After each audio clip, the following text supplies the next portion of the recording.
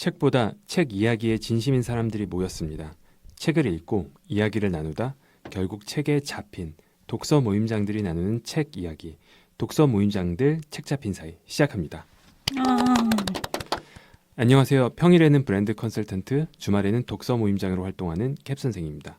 안녕하세요. 책으로 세상의 실마리를 발견하는 세실입니다. 안녕하세요. 그냥 나혜입니다. 오늘은 책을 내려놓고 자유롭게 한번 이야기를 나눠볼까 합니다. 이른바 믿든 말든 비과학 특집입니다. 논리와 팩트는 내려놓고 자유롭게 다양한 미신 혹은 비과학적 이야기를 나눠볼까 합니다. 너무 좋아 이런 거.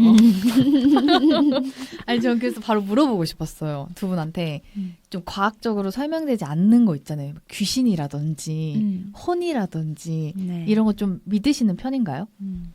저는 진짜 많이 믿어요. 그런 신점 같은 그런 무서운 얘기들을 제가 되게 좋아하거든요. 근데 이런 무서운 얘기들 중에 좀 한 8할 정도 얘기가 다 약간 신점 이런 거 관련된 얘기가 많아요. 그래서 저는 무서워서 신점을 함부로 보러 가지는 못해요. 너무 믿어서. 본 적은 없으신 거예요? 본 적은 없는데 얘기를 많이 들었어요. 그리고 귀신은 전 있다고 믿고. 나도. 귀신 있어요. 조심하세요. 보셨어요? 아니요, 본 적 없어요. 전 심지어 가위도 눌린 적이 없거든요. 저도 가위 눌린 적 없어. 근데 있는 것 같아요. 그러면 그 사주나 MBTI도 그건 너무 믿죠. 저 귀가 얇아서 거의 모든 걸 믿는 편이고. 그래서 요새 이제 사람들끼리 모이면 무조건 예전에는 한 1년 전까지만 해도 MBTI 얘기를 엄청 많이 했는데 맞아. 요새는 이제 사주 얘기를 많이 하더라고요. 아마 챗GPT가 이제 사주를 좀 봐준다 이런 트렌드에서 시작한 건지 모르겠는데 그런 거 관심 없던 이제 기독교인들도 되게 사주에 관심이 많더라고요. 저는 사실 예전에는 이런 거 엄청나게 안 믿었어요. 엄청나게 안 믿었다는 게 좀 이상한 말이긴 한데 지금까지 단 한 번도 돈 주고 사주를 본 적이 없고 물론 사주 어플은 제가 잠깐 쓴 적이 있어요. 이거를 좀 말씀드리려면 제가 브랜드 컨설팅을 할 때 의뢰한 그 클라이언트가 속한 산업을 공부를 빠르게 해야 되거든요. 근데 한 번은 이제 명리학 어플, 그러니까 사주 어플이죠. 그걸 만든 분이 컨설팅 의뢰가 왔어요. 그래서 제가 그걸 믿진 않지만 한번 공부를 해봐야겠다. 그래서 공부를 되게 빠르게 했는데 공부를 하면 할수록 약간은 열렸어요. 이쪽에 열린 이유가 엄청나게 믿어 이건 아니지만 나름 체계적인 구조가 있구나. 그리고 어느 정도의 맥락이 있구나. 제가 가장 설득된 지점이 뭐냐면 제가 지금 미래를 한번 예측해 볼게요. 올해 12월에 사람들이 두꺼운 옷을 입을 거예요. 네. 이런 거죠. 왜냐하면 이제 겨울이라면 추워지고 왜 추워질까 보면 행성 간의 위치라든지 이런 것 때문에 추워지는 거잖아요. 근데 사주 명리학도 결국은 이런 위치, 내가 태어날 때 어떤 행성 간의 위치를 염두에 두고 연월일시를 체크하는 거라서 그러한 그 자연의 변화에 따른 인간의 어떠한 특성과 변화를 얘기하는 거라면 어느 정도는 일리가 있겠다는 생각을 좀 했어요. 근데 명리학이 통계학 맞나요? 근데 저도 통계라고 얘기하는 분들이 많은데 제가 이해하기로는 왜 그렇게 얘기할까 생각해 보니까 물론 지금 제가 사주라든지 명리 얘기할 때 제가 전문가로서 얘기하는 건 아닙니다. 짧게 공부한 걸로 말씀을 드리는 건데 3단계가 있다고 하더라고요. 진짜 명리학을 잘 하려면 첫 번째가 이제 문리라고 해서 이론을 공부하는 거죠. 빠삭하게. 그리고 나서 통변이라 그래서 내가 10,000명을 상담해 보는 거예요. 이 상담이 이제 통계가 돼버리는 거죠. 내 데이터가 쌓이는 거고. 정성적 데이터군요. 그렇죠. 그리고 마지막에 입산수도라 그래서 산에 들어가서 10년간 돛 닦는 거예요. 이런 모든 걸 떨쳐내고 나만의 어떤 걸. 근데 이제 선배들이 그렇게 10,000명씩 통변을 했으면 당연히 후대에 내려오겠죠. 그럼 10,000명, 밑에도 10,000명. 그럼 진짜 수많은 데이터가 쌓이는 거잖아요. 네. 그렇기 때문에 통계학이라고 말하지 않나? 라고 저는 생각하고 있어요. 그리고 사주 팔자라고 하잖아요. 전 네. 이거를 좀 말씀드리고 싶은데 왜 사주 팔자인 줄 아세요? 했을 때 생각보다 많이 모르시더라고요. 잘 몰라요. 전 알아요. 뭐예요? 4개의 기둥, 맞아요. 8글자. 그러니까 연월일시잖아요. 연주, 월주, 일주, 시주. 그게 기둥에서 사주. 있고 그 각 기둥마다 위아래 글자가 있어요. 맞아 맞아. 뭐 천간지지라고 하는데 이거를 2개니까 2 곱하기 4는 8이 되잖아요. 그래서 8자, 8가지 글자가 들어가요. 그래서 사주팔자라고 하고 간략하게만 소개해드리면 연은 조상을 뜻해요. 조상의 기운, 월은 이제 부모의 기운, 일은 나의 기운, 신은 이제 우리 자손의 기운. 그래서 일주를 많이 물어보시는구나. 맞아요. 일주를 많이 물어봐요. 왜 나를 상징하니까 일주에서도 일간이라 해서 위에 있는 글자가 나를 뜻해요. 그래서 그 사주에 들어가는 글자는 이제 오행인데 이제 목이 있고 나무를 뜻하는 목, 불을 뜻하는 화, 그리고 땅을 뜻하는 토, 그리고 금을 뜻하는 금, 그리고 이제 물을 뜻하는 수. 이 5글자 중에 뭐가 들어갔는지. 그리고 이 5글자도 이제 그 양의 기운과 음의 기운이 있어요. 그래서 같은 불이라도 맞아. 이제 병화, 정화 이렇게 하는데 아무튼 양의 화와 이제 음의 화가 좀 달라요. 그래서 이 정도만 아시더라도 어느 정도는 파악이 되세요. 그리고 귀찮아 그러면 만세력 어플 같은 게 있거든요. 내 연월일시를 치면 이 사주팔자가 딱 보여지는 게 있어요. 그럼 그거를 챗GPT에 넣고 알려줘. 해도 되게 정확하게 알려줘요. 근데 좀 챗GPT가 가끔 거짓말하는 경우도 있어서 정확하게 보시려면 돈 주고 보시는 걸 추천드립니다. 명리학자한테. 네. 근데 사주도 그렇고 뭐 저는 이제 비과학적인 거 믿는 이유가 그냥 뭔가 진짜 있는 것 같고 그 예전에 이런 무서운 얘기 하나 해도 돼요? 네. 네. 귀신 얘기인데. 좋아요. 지금부터 이제 무서운 거 못 듣는 분은 잠깐 맛깔나게 해야 되는데 야단났네.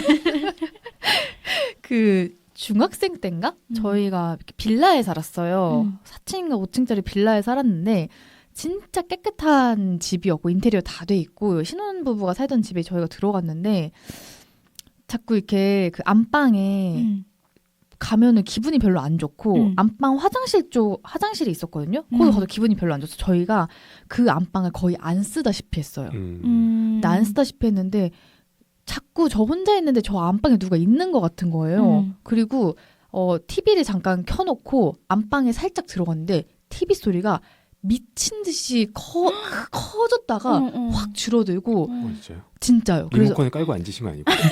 집에 저밖에 없고 나 일어나서 안방에 뭐 가지러 갔는데 미친 듯 진짜 저렇게까지 TV가 크게 소리가 난다고 할 정도로 크게 났다가 줄어들고 이런 일들이 몇 번 반복되고 나서부터 처음엔 저만 느끼는 줄 알았는데 알고 보니까 온 가족이 느끼고 있었던 거예요. 그래서 저희가 잠을 제 방에서 같이 자고 그 정도로. 그래서 이제 근데 엄마는 아니라고 하시면서 또 독실한 천주교신자여가지고 막 묻지기도 하시고 막 이랬는데 결국 그 집을 팔고 나왔거든요. 근데 팔고 이제 나와서 우리는 되게 그냥 뭐 그런가 보다 했는데 엄마가 나중에 이사 가고 나서 말씀해 주시는 게 옆집에 사는 그 가정집이 있었는데 그분이 이 집이 자꾸 이사를 사람들이 간 게 귀신이 나와서 갔다는 거예요. 그래서 이제 팔고 나서 이제 얘기를 해줬다고 하더라고요. 저희 엄마한테. 근데 너무 좋은 이웃이 와가지고 또 이웃을 잃기 싫은데 이 이유로 또 가는 거냐라고 얘기를 해줬다고 해서 제가 그때부터 진짜 너무 무서워가지고 그럼 휘파람도 잘 안 불잖아 집에서. 그래서 이제 아무튼 이런 식으로 해서 저는 이제 비과학적인 거 믿는데 이거 외에도 되게 캡 선생님이 말씀해 주시는 거 사주가 되게 핫하고 진짜 되게 뭔가 미신이 트렌드가 된 것 같은 거예요. 최근에 신들린 연애라는 예능 프로 혹시 아세요? 저 너무 좋아해요. 그래요? 그 신들린 연애라는 예능 프로그램이 거기에 모인 분들이 어떤 분이면 하트 시그널 같은 프로그램인데 여기에 모인 분들은 무당이나 사주 그리고 타로 보시는 분들 그리고 점성술 이런 분들이 모여가지고 연애하는 프로그램이거든요. 그러면 이제 막 고민이 있을 때 무당분들은 막 방에 들어가가지고 막 방울을 흔들면서 막 신한테 물어보고 타로 하시는 분 타로 막 이렇게 보고 하면서 그걸 보면서 느꼈던 생각이 되게 이 미신도 트렌드가 된 것 같다라는 생각이 들어서 좀 왠지 이런 거에 대해 잘 알 것 같은 나혜님한테 요즘 또 유행하는 이런 비과학적인 트렌드가 뭐가 있는지 여쭤보고 싶었어요. 유행하는 거요? 예전엔 MBTI가 있었다면 저는 좀 앞으로 유행할 걸 한번 추측해보자면 애니어그램이라는 게 있습니다. 애니어그램? 네, 애니어그램이라는 게 있는데 이게 뭐냐면 애니어그램은 인간의 성격을 9가지 유형으로 나누는 심리학 도구며 단순한 성격 테스트가 아니라 각 유형이 어떤 동기에서 행동하는지, 스트레스와 안정 상태에서 어떻게 변하는지, 성장 방향은 어디인지 등을 입체적으로 보여줘서 꽤 깊이가 있는 자기 이해 도구로 활용된다고 합니다. 그래서 제가 이 애니어그램을 알게 된 게 제 사촌 동생이 이제 영화과를 다니거든요. 근데 영화과 수업에서 이 애니어그램이라는 거를 설명을 해주셨대요, 교수님이. 그래서 왜 이런 거를 대학교에서 설명을 해주지 보니까 영화 감독들이 영화를 찍잖아요. 그러면 거기 나오는 인물들이 이 애니어그램에 맞게 그 인물을 형성한다고 해야 되나요? 설정을 한대요. 그래서 제가 이 애니어그램이 MBTI랑 되게 비슷한데 MBTI는 딱 16가지 유형이잖아요. 네. 근데 이거는 되게 많은데 뭐라고 해야 되죠? 이게 크게는 9가지 성격 유형이 있고 이 안에서도 뭐 1번, 2번, 3번, 4번 이렇게 등등이 있다면 뭐 1-1번, 1-2번, 1-3 이렇게 나뉘어져요. 더 세세하게 MBTI보다 더 세세하게 쪼개지는 거군요. 네. 그리고 이거는 좀 테스트하는 시간이 좀 꽤 오래 걸려요. 질문이 많기도 하고. 근데 되게 정확하고 이거랑 MBTI랑도 되게 연결이 돼 있어요. 그쵸. 아 진짜? 제 MBTI가 주로 나오는 몇 이게 저랑 똑같더라고요. 신기하. 무료로 뭐 검사해 볼 수 있는 거예요? 네, 사이트 알려드릴게요. 재밌겠다. 정말 재밌어요. 그리고 이게 또 신기한 점은 MBTI는 그냥 대충 성격에 대해 설명한다고 치면 이 애니어그램은 제 그 유형에 맞게 내가 스트레스가 많을 때 아니면 내가 좋은 그런 상태일 때를 나눠서 분석을 해줘요. 그래서 내가 나쁜 상태일 때는 이러니까 너는 뭐 도박을 조심해라. 이런 충고도 신박하다. 이런 것도 있고 그래서 이거를 되게 흥미롭게 들었는데 이게 한 사이비 종교에서 이거를 좀 포교 활동으로 많이 이용을 한다고 하더라고요. 아 못됐다. 그래서 이거 되게 좋은 테스트인데 제가 친구한테 이 애니어그램 너 알아? 했더니 언니 뭐 사이비 종교야? 아 진짜 그래서, 그만큼 거기서 많이 활용하시는구나. 자기가 그걸 당했었대요. 이 테스트를 한 번 했었는데 그게 그때 포교 당할 뻔 했을 때 이 테스트를 활용했다고 하더라고요. 조심해야겠네요. 애니어그램. 네. 전 애니어그램 사실 잘 모르고 MBTI는 관심 생겨서 좀 파봤거든요. 네. 근데 MBTI에 대해서 그런 비과학적인 거 왜 믿어 이렇게 말하는 분들이 있더라고요. 그래서 일단 몇 가지 오해가 있어서 저는 그걸 말씀드리고 싶은데 MBTI가 그 마이어스 브릭스라는 모녀가 만든 거긴 한데 그 기초가 되는 이론은 칼 융이라는 그 유명한 심리학자가 만든 거예요. 칼 융이 앞에 그 세 글자에 대한 기초를 만든 거죠. 그러니까 칼 융의 심리 유형론에 따르면 우리 앞에 세 글자가 뭐 외향성, 내향성, 네. EI, 그리고 N과 T, 그리고 N과 S. N과 S, 그리고 T와 F 여기까지가 이제 칼 융의 어떤 심리 유형론을 기반으로 만든 거고 마지막에 JP를 마이어스 브릭스 모녀가 이제 완성한 거. 그래서 그렇기 때문에 저는 MBTI가 완전히 뭐 근거 없는 이야기는 아니다라는 얘기를 하고 싶었고 그 다음에 그런 얘기도 많이 하잖아요. 그러니까 어떻게 사람을 16가지로 유형으로 나누냐. 이게 유형론이라는 검사거든요. 그러니까 유형론은 이렇게 딱 개수가 정해져 있어요. 특질론은 스펙트럼으로 얘기를 해요. 아, 네. 그래서 많이 비판하는 게 뭐 외향성 51%랑 내향성 49%가 어떻게 다를 수가 있냐 완벽히. 근데 그건 맞는 말인데 이걸 스펙트럼으로 얘기하면 대중이 관심을 갖지 않아요. 뭐 혈액형이 유행하는 것도 그랬고 극단적으로. 이것도 그렇고 유형론이기 때문에 대중이 얘기를 하는 거지 스펙트럼으로 얘기하면 이해하기도 힘들고 예를 들면 나는 E는 92%의 I 이러면 사람들이 이해를 못하잖아요. 그러니까 유형론의 단점이자 장점인 거죠. 대중성을 갖춘다는 게. 맞네. 혈액형도 어떻게 보면 이런 거네요. 너 O형이지. 이러면 그쵸. 약간 너 성격 둥글둥글하고 되게 대인관계 좋지 이런 맞아요. 느낌이고. 맞아요. 대중이 이해하려면 유형론일 수밖에 없다 저는 생각해요. 그러네요. 뭐 연구자들이야 뭐 특질론처럼 스펙트럼으로 이해할 수 있겠지만 그런 게 있고 저는 그것도 있었던 것 같아요. 제가 읽었던 책에서 너 T야 하는 이 많이 네. 그 있잖아요. 근데 T는 뭐 논리적이고 F는 감정적이라고 얘기하는데 사실 그렇지가 않대요. 그러니까 둘 다 이제 이성적 판단 기능을 말하는 건데 T 같은 경우는 논리적으로 가치 판단하는데 조금 더 방점이 찍혀 있고 F는 이타적 가치 판단. 그러니까 예를 들면 그냥 단순하게 얘기를 할게요. 우리 진선미라고 하잖아요. 네. 그러니까 진은 이제 맞다 틀리다, 선은 뭐라 그래요? 좋다 나쁘다라고 해요. 옳다 그르다라고 해야 되나? 그러니까 F는 선에 가까운 가치 판단을 하는 사람, T는 진에 가까운 가치 판단을 하는 사람. 그래서 둘 다 가치 판단의 기준, 그러니까 이성적 판단이긴 한데 그 기준점이 이롭냐 이롭지 않느냐, 맞냐 틀리냐 이렇게 좀 나뉘기 때문에 그렇게 이해를 하시면 좋을 것 같아요. 왜냐하면 F는 너무 감정적으로 판단해, 뭐 T는 너무 뭐 이런 게 있잖아요. 근데 그게 아니라는 거죠. 각자의 어떤 가치관에 따라 다른 거고. 근데 이런 테스트가 많잖아요. MBTI도 테스트고 제가 아까 말씀드렸던 애니어그램도 테스트고 사주도 이제 그게 테스트 결과라고 해야 되나요? 그런 게 나오잖아요. 근데 이게 요새 유행하는 이유가 이걸 테스트를 하고 친구들한테 공유를 해요. 맞아. 너는 뭐야? 나는 뭐야? 막 이렇게 하는 게 하나의 유행? 맞아요. 된 것 같아요. 저는 그것도 있는 것 같아요. 뭔가 왜 이런 게 유행할까 보면 자기 확신이랄까? 뭐 자기에 대한 확신이 좀 없다 할까? 그렇기 때문에 누가 날 설명해줘야 되는 것 같아요. 저는 또 그 자기에 대해서 궁금한 사람들이 좀 많아진 것 같아요. 난 어떤 스타일의 맞아요. 사람이지? 그래서 나에 대해서 더 약간 알고 싶다.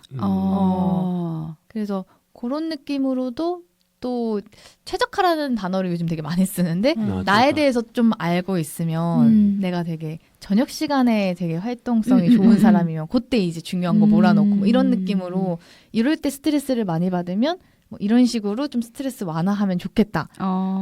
이런 접근으로도 좀 접근하시는 게 아닐까? 이런 생각이 들었어요. 저는 하나 더 얘기하면 그 지금 딱 그 철학자 이름이 떠오르진 않는데 정체성이 3단계로 그러니까 진화되고 있다고 하더라고요. 예전에는 나의 정체성은 곧 국가의 정체성. 한국인이라는 정체성이 가장 크죠. 그게 기준이 되는 거예요. 한국인이기 때문에 김치를 좋아하고 뭐라고. 그러니까 설명할 필요 없네요. 한국인이니까. 그 다음으로 이제 온 게 개인주의적 정체성인데 성별. 난 남자니까. 뭐 여자니까. 뭐니까. 근데 현재는 뭐냐면 정체성이 너무 내가 되고 싶은 건 내가 될 수 있는 게 정체성인 거예요. 그러니까 날 규정한 게 없는 거예요. 나는 그래서 요새 그 미국이나 이제 유럽에서 남자로 태어났지만 난 여자라고 규정해 이런 것도 있잖아요. 네. 맞아요. 이런 게 되게 대표적인 예인데 맞아. 그렇기 때문에 문제가 뭐냐면 내가 무엇이든 될 수 있기 때문에 무엇이든 아닌 거예요. 모르겠는 거예요, 내가. 그럼 그럴 수 있겠다. 그러니까 이제 MBTI 나를 좀 기대기도 하고 사주에 기대기도 하고. 그러니까 이 빈 공간은 뭘로 메꿔야 되지? 라는 고민 때문에 저는 이게 좀 더 유행하지 않나? 그럴 수도 있겠네요. 그 나에 대한 그런 걸 잘 모르겠으면 이런 MBTI 같은 가벼운 테스트를 시작으로 해서 만들어가는 것도 재미가 있겠네요.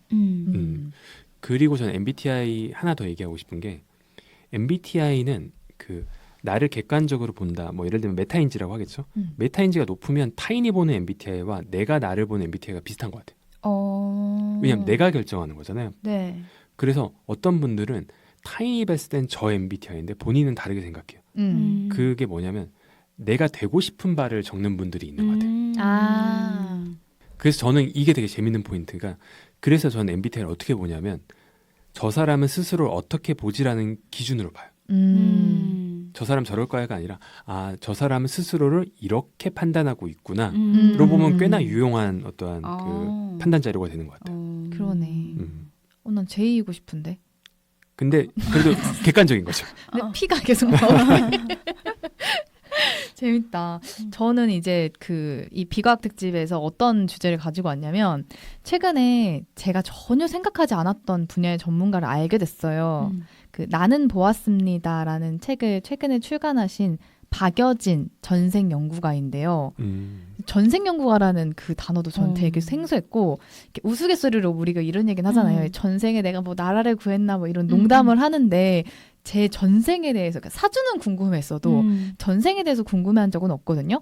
근데 이제 최근에 아는 대표님 한 분이 이 박여진 선생님 전생 연구소에 10년 전에 상담 신청을 했는데 드디어 웨이팅이 와서 이번에 받으셨어요. 10년이요? 10년이요? 그래서 그 문자에 이제 조금 더 빨리 할 수는 없는 몇 년 동안 이렇게 걸쳐서 막 이제 보낸 것도 있더라고요. 근데 저는 몰랐는데 그 더 해빙이라는 책 아세요? 알죠. 그 책이 유명해서 그분한테도 예전에 상담을 받으셨었대요. 해빙 나오기 전에. 근데 아시는 분들은 이 박여진 선생님을 아시더라고요. 그래서 되게 신기하다.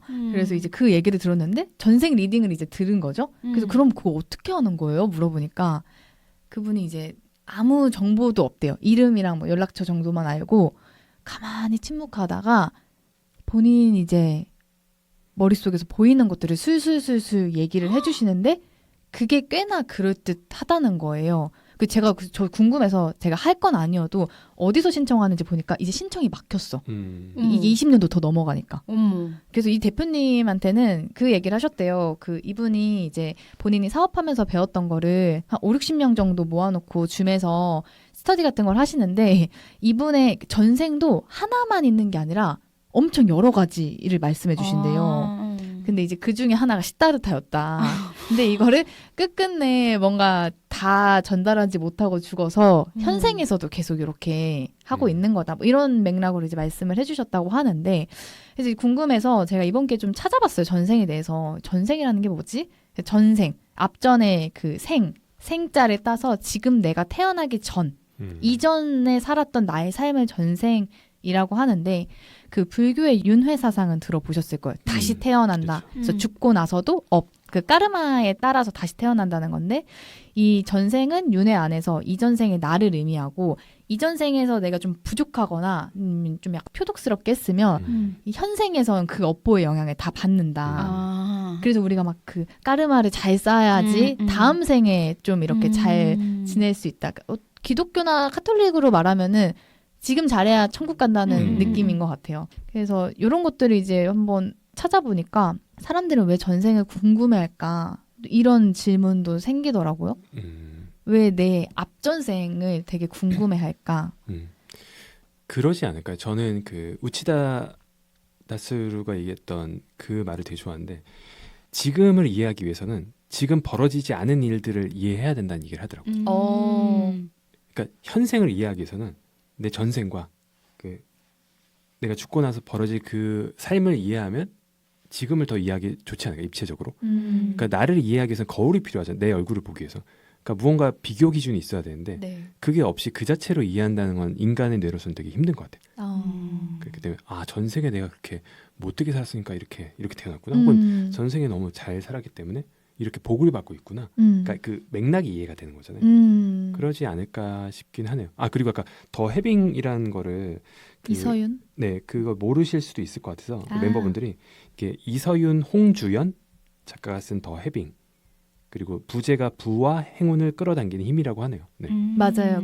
거기서 이서윤 님이 약간 재벌이라든지 기업 총수분들의 구루예요. 지혜를 알려주시는 분이고, 아마 홍씨로 시작하는 분이 이제 이분을 따라다니면서 인터뷰했던 기자님이신데, 이제 따라다니면서 어떻게 이런 것들을 좀 지혜를 쌓았고 어떤 게 필요한지, 그래서 더 해빙은 내가 이미 가지고 있다는 그 감각을 계속 생각하고 감사하면은 좋은 일을 끌어당긴다, 뭐 이런 내용인데, 이분이 되게 유명했을 때 이 전생 전문가 박효진 님도 되게 유명했다고 하더라고요. 저는 몰랐지만. 그래서 저는 왜 전생을 궁금해할까 했을 때 방금 캣 선생님이 말씀해 주신 것처럼 그건 것 같아요. 지금 삶이 너무 힘든데 이유가 필요한 거야. 납득할 만한. 그래서 박효진 선생님 유튜브 영상을 제가 되게 궁금해서 많이 찾아봤는데 댓글들이 재밌어요. 수십 년 전에 아니면 10여 년 전에 상담받았던 분들의 후기가 막 올라와 있거든요. 근데 그때 되게 위로를 많이 받았다. 왜 이렇게 내 삶만 피곤하고 힘들었지? 뭐 이런 걱정들 하신 분들이 그게 많이 해소가 돼서 다음 생을 위해서 좋은 까르마를 쌓으면서 되게 자기 삶이 좋아졌다는 거예요. 그래서 이게 전생이 지금 삶이 힘들어 하시는 분들이 궁금해하고, 이런 전생 리딩을 받는 분들은 좀 삶에 대해서 위로를 좀 받고 싶어서 전생을 좀 궁금해할 수도 있겠다. 일종의 심리치료의 일환이겠다라는 생각이 들었어요. 근데 이분이 뭘 최면을 거는 것도 아니고 그냥 얼굴만 보고 판단하시는 건가요? 그렇대요. 느낌을? 그러면 무당 선생님들과 다른 게 뭐죠? 눈빛이라고 해야 될까? 째려보진 않는다. 왜냐하면 그 무당 선생님들이 이제 갓 신을 받게 되면 미래를 잘 보고 음. 오래되신 분은 과거를 잘 본대요. 음. 그래서 그분들과 과연 전생을 봐주시는 분. 근데 저는 어떻게 느꼈냐면 사실 브랜딩 쪽으로 저는 느끼긴 했는데 네. 전생 연구가 음. 연구가라고 하나요? 맞아요. 전생 연구가. 그러면 눈에 띄잖아요. 아, 무당은 수천 명이 있지만 아. 전생 연구가라고 하면 그분밖에 없잖아요. 네. 그래서 맞아요. 전 약간 떠오른 아이디어가 그럼 현생 연구가를 누가 해야겠다. 그건 브랜딩 심리 쪽으로. 상담해 주시는 분 아니에요, 그러면? 근데 현생 그 연구가? 그죠. 지금 아. 그게 인식의 차이인 거예요. 아까 어. 무당이랑 차이가 뭐였는지 설명이 힘들잖아요. 네. 근데 전생 연구가 뭐가 더 특별하고 10년을 기다려야 되잖아요. 그러게요. 근데 무당인 분들 중에 10년 기다리는 사람 많지 않을 거란 말이에요. 아. 그럼 아까 심리 상담사 중에 10년은 기다리지 않지만 현생 연구가 하세요. 저 근데 지금 또 궁금한 점이 뭐냐면 과거에는 지금보다 인구가 적었잖아요. 그러면 이 모든 지금 살아있는 사람들의 전생이 있다는 건데 그 아까 대표님은 시타르타였잖아요. 그럼 이제 시타르타가 전생이었던 분은 한 명도 없는 거죠. 저도 그게 좀 궁금하긴 했는데 그렇진 않을 것 같긴 하거든요. 아. 근데 모르겠어. 저도 약간 시타르타 듣는 순간 약간 신빙성이. 약간 그러긴 했어요. 왜냐하면 그 확률적으로 너무 적은 수고. 근데 그게 있고요. 그러니까 지금 불교에서 말하는 이제 유네스상에서는 내가 지금 다음에 인간으로 태어나리란 보장이 없어요. 네. 미생물로 태어날 수도 있고 그렇기 때문에 덕을 쌓아야지만 조금 더 나은 존재라고 하기에는 이제 인간에 가까운 존재로 태어나고 완전히 이제 해탈을 하면 이 윤회의 굴레를 벗어나는 거. 그게 이제 궁극적인 건데 원래는 이제 단계별로 가는 거죠. 내가 먹어요. 그러면 지렁이였다가 뭐 강아지가 그렇겠다. 됐고 강아지였다가 인간이 되고 이제 해탈하자 뭐 이렇게 될 수도 있는 거죠. 근데 아무튼 근데 전생을 얘기했을 때 지금 70억이고 옛날에는 뭐 몇천만 명인데 어떻게 그 전생이 있겠냐. 그럼 반드시 전생에 인간만 있으면 그러게요. 안 되는 거죠. 그러게요. 정확해요. 그래서 제가 이번에 유튜브 영상을 많이 봤거든요. 이분 거를. 그러니까 이분이 이제 내담자분 사례를 몇 개 얘기를 해주시는데 네. 내담자분 한 분이 자기 개를 데리고 왔어. 어. 이 개와 나의 전생이 궁금하다. 어머. 어떤 연인으로 우리가 만난 걸까? 응. 그걸 막 풀어줘요. 어머. 뭐 이게 부자지간이었다. 뭐 이렇게 될 수도 있고 예전에는 네가 개였는데 어떻게 어쩌고 저쩌고 하면서 얘기하시기도 하고 그래서 되게 좀 전혀 생각해보지 않았던 지점이어가지고 되게 흥미로웠고 저는 이제 이 전생연구가분의 컨텐츠를 보면서 무슨 생각 들었냐면 그 Everything Everywhere All at Once 네. 나의 그런 전생들이 같이 뭔가 서로 협업해서 뭔가 그 에너지로 뭔가 이렇게 문제를 해결해 나가는 그 영화도 좀 생각이 나면서 되게 재밌었어요. 저는 그 과학적으로 시간은 존재하지 않거든요. 시간이란 건 일종의 개념이고 그렇기 때문에 결국에 이 모든 거의 시작점은 있었던 거잖아요. 네. 그러니까 저는 그 말을 되게 좋아하는데 우린 다 이제 그 별의 자손들이다. 그렇잖아요. 다 연결되어 있고 사실 다 같은 거죠. 다 같은 것에서 출발한 무언가잖아요. 분파되면서. 그렇기 때문에 전생이라는 게 저 그런 생각도 해요. 시타르타의 전생이었던 사람이 10만 명일 수도 있겠구나. 어떻게 보면. 맞아. 거기서 분파됐을 수도 있겠구나. 어떤 의식이라는 게. 그럴 수 있겠다. 네. 오. 왜냐하면 이제 우리는 자아라고 하나의 어떤 그 개별적인 그 의식을 갖고 있는데 이게 함께였던 자아가 계속 분화되는 걸 수도 있잖아요. 그럼 미래에는 나의 어떤 의식을 갖고 있는 존재가 세계가 될 수도 있는 거고. 저 예약 신청하겠습니다. 전 현생 연구가 캡 선생님입니다. 이거 제가 쓸게요 그냥. 괜찮다. 아무튼 재밌었는데 그 뭐 다 얘기는 안 하겠지만 그 제가 챗GPT에 여러분들 데이터가 많이 쌓여 있잖아요. 네. 전생을 한번 물어보세요. 너는 전생 전문가 박여진 선생님이야. 나와 나눈 대화 모든 데이터를 토대로 내 전생을 알려줘 하면은 이렇게 쫙 리딩을 해줘요. 저한테는 이름도 지어주더라고요. 네 이름은 세렌티아였고 지중해를 떠도는 철학자이자 기록자였는데 너는 부자부터 농부까지 다 그 사람들의 삶을 궁금해하면서 기록했고 뭐 어쩌고 저쩌고 막 얘기해주더라고요. 재밌네요. 아마 제 데이터를 가지고 그러게요. 있으니까 뭐 껴맞춘 거일 수도 있긴 한데 뭐 재밌습니다. 그래서 여러분도 한번 챗GPT 활용해서 전생 얘기해 보시면 좋을 것 같고요. 저는 그거 하나 더 얘기하고 싶었는데 신화라고 하잖아요. 우리가 신화라면 약간 터무니없다 생각하고 역사라 그러면 되게 신빙성이 있다고 느끼는데 제가 어떠한 분의 책에서 그걸 읽고 되게 생각이 많이 바뀌었어요. 역사는 그걸 경험한 사람의 감정을 이해하기 힘들다. 근데 신화라는 거는 그 사람의 감정과 생각이 온전히 전해진다는 거예요. 예를 들면 구름이 떴다 그러면 역사죠. 네. 근데 구름이 아니라 백마가 하늘에서 논일고 있었다. 어. 이렇게 신화는 서술되잖아요. 네. 그럼 그 말인즉슨 구름을 봤던 그 사람은 백마라고 느꼈다는 거고, 그럼 구름에서 역동성을 느꼈다고 할 수도 있고, 구름에서 뭔가 신비한 느낌을 느꼈다는 게 이제 후대까지 감정과 생각이 전해지는데, 역사는 그걸 빼고 객관적으로 서술하잖아요. 그러다 보니까 잃는 게 오히려 많을 수도 있겠다. 그러니까 신화는 우리보다 앞서 산 사람들의 어떤 상상력, 감정 이런 거 온전히 받아들일 수 있는데, 역사는 그런 걸 많이 배제하다 보니까 그런 사실 위주. 그래서 신화라는 걸 단순히 그냥 거짓말, 허구 이렇게 생각하지 말고 그 당시에 있던 사람들의 감정을 읽는 역사라고 생각하면 다 보완이 된다고 하더라고요. 좋습니다. 책 잡힌 사이 오늘은 비과학 특집으로 재밌게 이야기를 나눠봤는데요. 오늘 대화는 사주팔자, 애니어그램, 전생연구가, 현생연구가로 정리하면서 마무리하겠습니다. 여러분의 메일을 받고 있습니다. 3리딩 readers@gmail.com으로 책 잡힌 사이에 하고 싶은 이야기, 나누고 싶은 고민, 광고 문의를 자유롭게 보내주세요. 메일은 팟캐스트 공지사항에서도 확인할 수 있습니다. 그럼 저희는 다음 주에 나만 알고 싶은 책, 남들은 모르는 책 주제로 돌아오겠습니다. 다음 주 모임은 일요일입니다. 책 잡고 만나요.